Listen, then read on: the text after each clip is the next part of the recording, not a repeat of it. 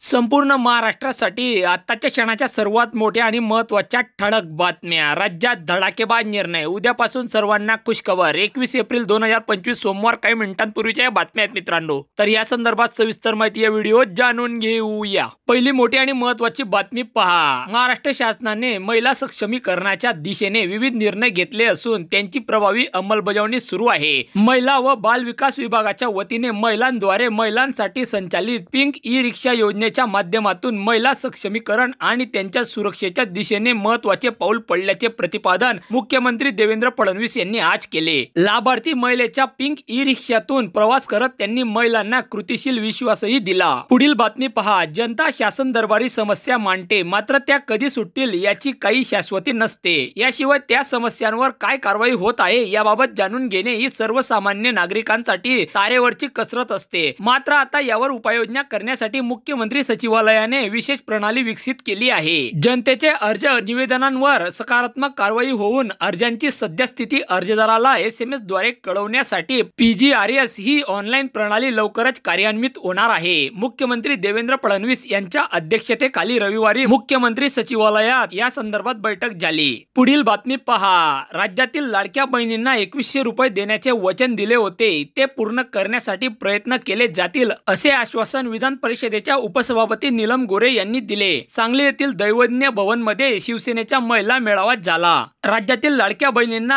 आणखी काही योजनांचा फायदा घेता येईल काय याची आखणी केली जात आहे। 2100 रुपये देण्याचे वचन पूर्ण करण्यासाठी प्रयत्न करणार आहे। विरोधकांना मात्र याचा राग आहे। आज आपल्यासाठी रस्ते जसे महत्त्वाचे आहेत तेवढाच महिलांचा संसारही महत्त्वाचा आहे। पुढील बातमी बघा। राज्यातील शाळा स्तरावरील 15 विविध समित्यांचे विलीनीकरण करण्यात आले असून समित्यांची संख्या कमी करण्यात आलेली आहे। यामुळे आता मुख्याध्यापक व शिक्षकांना अध्ययन अध्यापनासाठी व शालेय कामकाजासाठी अधिक वेळ देता येणार आहे। पुढील बातमी पहा। भारतातील मोबाईल वापरकर्त्यांना लवकरच आर्थिक झटका बसण्याची शक्यता आहे। टेलिकॉम कंपन्या 2025 च्या अखेरीस मोबाईल रिचार्ज प्लॅनच्या किमती वाढवण्याच्या तयारीत आहेत। टेलिकॉम क्षेत्रातील तज्ज्ञांच्या मते नोव्हेंबर-डिसेंबर 2025 च्या सुमारास प्रीपेड आणि पोस्टपेड प्लॅनच्या दरात 10 ते 20% वाढ होऊ शकते। गेल्या 6 वर्षात टेलिकॉम कंपन्यांनी टॅरिफ वाढवण्याची ही चौथी वेळ ठरेल।